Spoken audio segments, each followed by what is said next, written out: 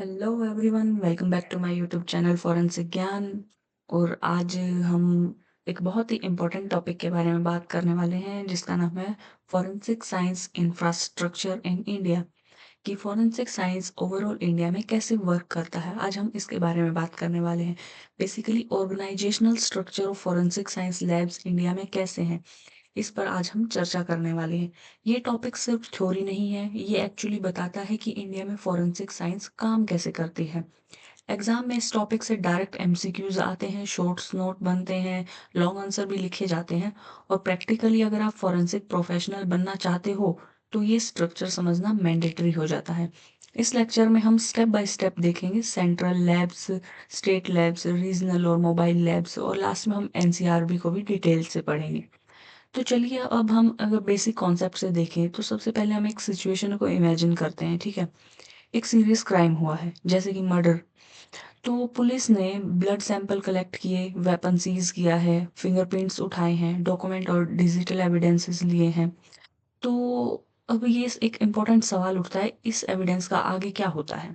क्या police station में इसको एनालाइज किया जाता है? बिल्कुल भी नहीं।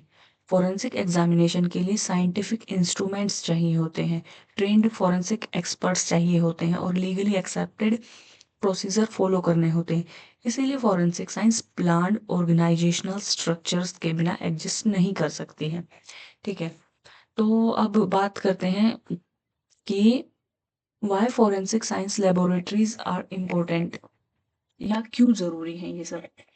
तो इंडिया एक वास्ट कंट्री है, या बहुत ज़्यादा पॉपुलेशन है, क्राइम रेट बहुत ज़्यादा हाई है, ज्योग्राफी भी डाइवर्स है। अगर सिर्फ एक सेंट्रल लैब होती तो बैकलॉग बहुत ज़्यादा होता, जस्टिस डिले होती। और अगर हर डिस्ट्रिक्ट अपनी फॉरेंसिक लैब बना लेता तो क्वालिटी कंट्रोल इम्पॉसिबल हो जाता, स्टैंडर्ड्स वेरी करते प्लेस टू प्लेस। तो इस प्रॉब्लम का बैलेंस्ड सॉल्यूशन है multi tier forensic organisational structure. ठीक है, अब हम बात करते हैं कि ओवरऑल फॉरेंसिक साइंस का स्ट्रक्चर है कैसे।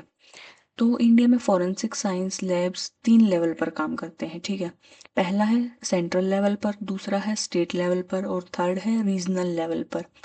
तो जो सेंट्रल लेवल पर काम करते हैं वो होती हैं सीएफएसएल्स, और स्टेट वाली एसएफएसएल्स, और रीजनल या डिस्ट्रिक्ट या मोबाइल वाली रीजनल लैब्स होती हैं। इस सिस्टम का मेन एम है efficiency, speed, uniformity, accessibility.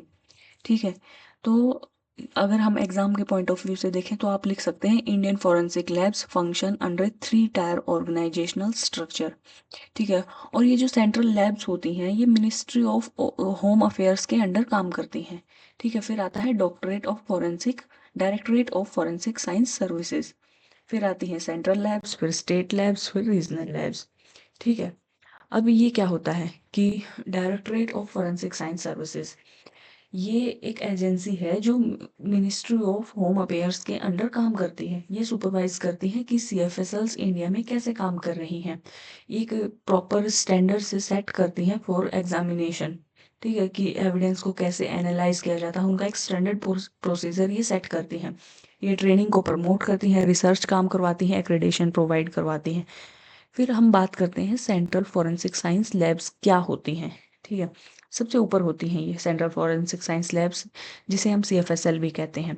Government of India के अंडर होती हैं ये, मिनिस्ट्री ऑफ होम अफेयर्स के कंट्रोल में होती हैं, एडमिनिस्ट्रेटिव अथॉरिटी होती है। इसकी क्या होती है? Directorate of forensic science services. ठीक है, अब हम बात करते हैं सीएफएसएल को फॉरेंसिक सिस्टम का एक नेशनल अथॉरिटी माना जाता है, ये बात ध्यान रखना। अब इसका फॉरेंसिक्स ये apex of forensic laboratory at national level, ये मैंने बता ही दिया है। Deal with sensitive and interstate cases, जो इंटरस्टेट केसेस होते हैं उनको डील सीएफएसएल्स करती हैं। एक्सपर्ट ओपिनियन देती हैं कोर्ट, और जो लॉ एजेंसीज हैं उनको अपना ओपिनियन प्रोवाइड करती हैं। Handle advance and specialised forensic analysis. ठीक है, ये अलग ये अपना अपना एक्सपर्टीज प्रोवाइड करवाती हैं अलग अलग फील्ड में। अब हम ये जो फॉरेंसिक साइंस को एपेक्स फॉरेंसिक लेबोरेटरी इसलिए कहा जाता है क्योंकि यहाँ सबसे एडवांस इंस्ट्रूमेंट होते हैं, सबसे एक्सपीरियंस्ड फॉरेंसिक काम करते हैं, हाईएस्ट एबिलिटी, हाईएस्ट क्रेडिबिलिटी रखती हैं। ठीक है, तो इसीलिए जब किसी केस का एग्जामिन करना होता है तो जब कोई हाई प्रोफाइल केस होता है तो सीएफएसएल के अंडर में काम करना पड़ता है। ठीक है, इसको फॉरेंसिक साइंस का ब्रेन सेंटर कहा जाता है। ठीक है, अब सीएफएसएल हर केस तो हैंडल कर नहीं सकती है। सीएफएसएल के पास यूजुअली ये केस आते हैं जो सीबीआई केसेस होते हैं, एनआईए केसेस होते हैं, इंटरस्टेट केसेस होते हैं, टेररिज्म से related, fake currency, sensitive current referred matters जो होते हैं वो सीएफएसएल्स हैंडल करते हैं। अब अलग अलग सीएफएसएल्स हैं। टोटल इंडिया में कितनी सीएफएसएल हैं? 7 सीएफएसएल्स हैं। तो हम देखते हैं बारी बारी करके। ये पहले आती है सीएफएसएल कोलकाता। ये सबसे पुरानी सीएफएसएल है, ओल्डेस्ट है। ये पोस्ट इंडिपेंडेंस पीरियड में इस्टेब्लिश हुई थी। ये मेनली किसके लिए जानी जाती हैं? For biology, serology, toxicology and ballistic department के लिए। ठीक है, ये नेशनल लेवल के फॉरेंसिक सपोर्ट प्रोवाइड करते हैं। अब इसके बाद देखते हैं सीएफएसएल हैदराबाद। सीएफएसएल हैदराबाद किस चीज़ पे मेनली फोकस करते हैं? नारकोटिक्स पे और एक्सप्लोजिव पे। Strong chemical and physical evidence science division भी ये प्रोवाइड करती है। Supports terrorism and organised crime investigation. ये इसका सीएफएसएल हैदराबाद का काम। फिर बात करते हैं सीएफएसएल चंडीगढ़। ये बहुत ज़्यादा इम्पोर्टेंट है। ये डीएनए प्रोफाइलिंग के लिए सबसे ज़्यादा फेमस है। वॉइस और स्पीच एनालिसिस भी सीएफएसएल चंडीगढ़ में बहुत अच्छे तरीके से इसका डिवीज़न है। साइबर क्राइम्स और डिजिटल इन्वेस्टिगेशन भी सीएफएसएल चंडीगढ़ में होती है।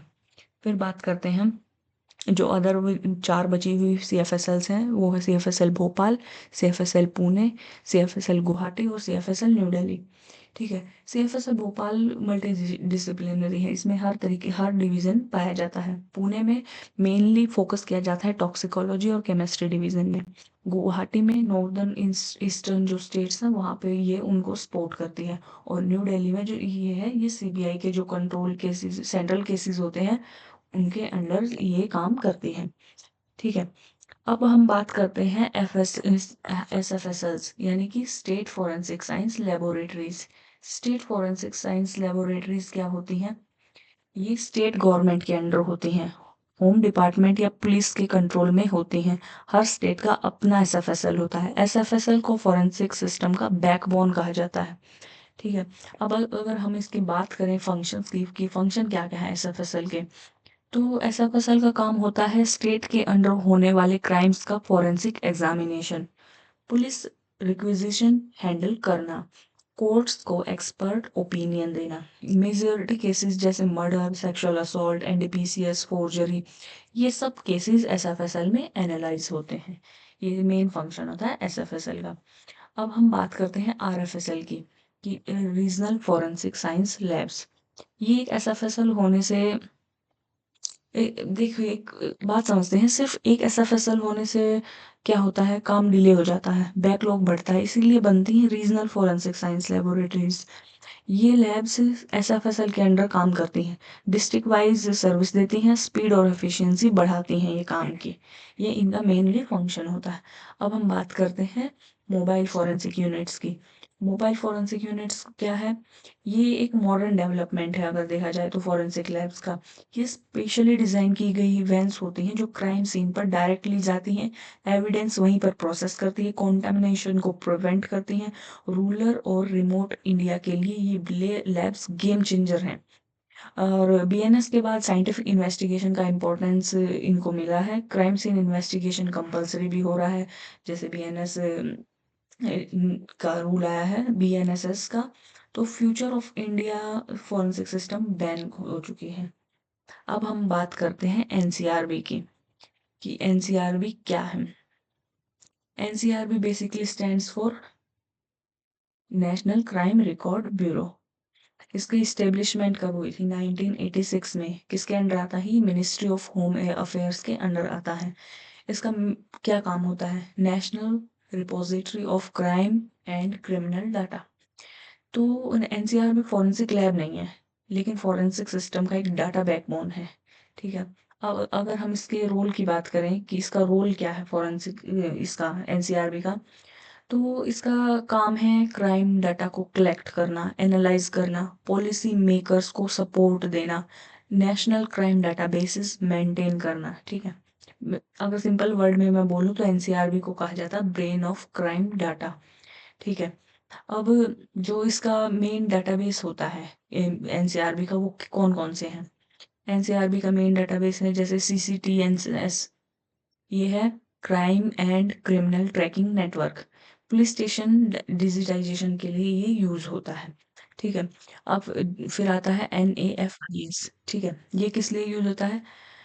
इसका फुल फॉर्म क्या है? Automated fingerprint identification system. ठीक है, तो ये किस लिए यूज होता है? फिंगरप्रिंट आइडेंटिफिकेशन के लिए। फिर आता है ICJS। इसका क्या फुल फॉर्म है? Integration of police courts prisons and prosecution. ये फुल फॉर्म नहीं है, ये इसका काम है। ठीक है।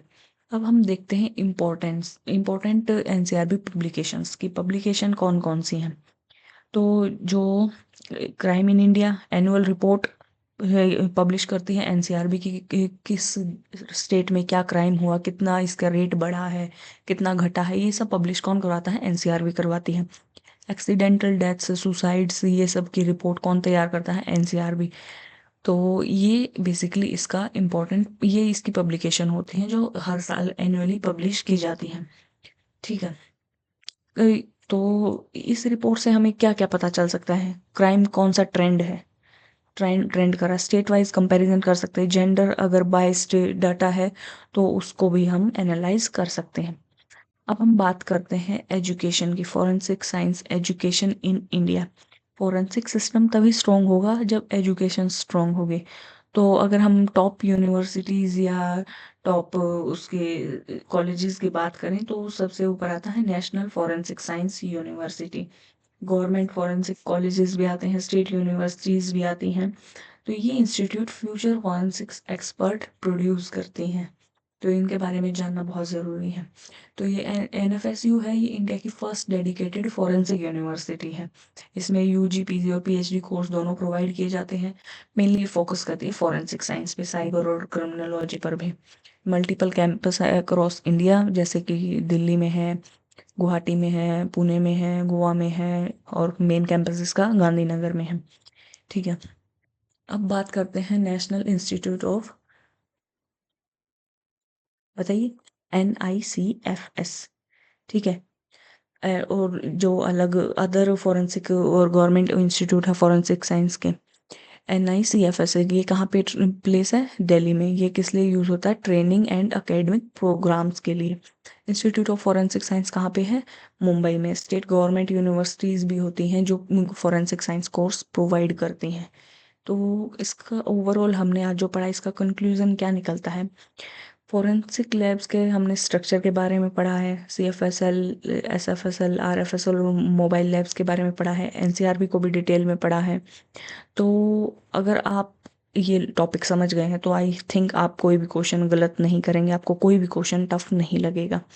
तो इस इन सब को जानने के बाद हमारे लिए ये समझना बहुत इजी हो गया है कि फॉरेंसिक साइंस ओवरऑल इंडिया में कैसे काम करती है, कैसे केस हैंडल किए जाते हैं, और किस रीजन का केस कहाँ पे सॉल्व, आई मीन स्टडी किया जाता है, कहाँ एनालाइज किया जाता है। अगर आपको आज का ये लेक्चर हेल्पफुल लगा हो तो वीडियो को लाइक करिए, चैनल को सब्सक्राइब करिए और अपने फ्रेंड्स के साथ शेयर करिए। ऐसे ही डिटेल्ड फॉरेंसिक लेक्चर्स के लिए फॉरेंसिक ज्ञान के साथ बने रहिए। Thank you so much for watching. See you in the next lecture. Thank you.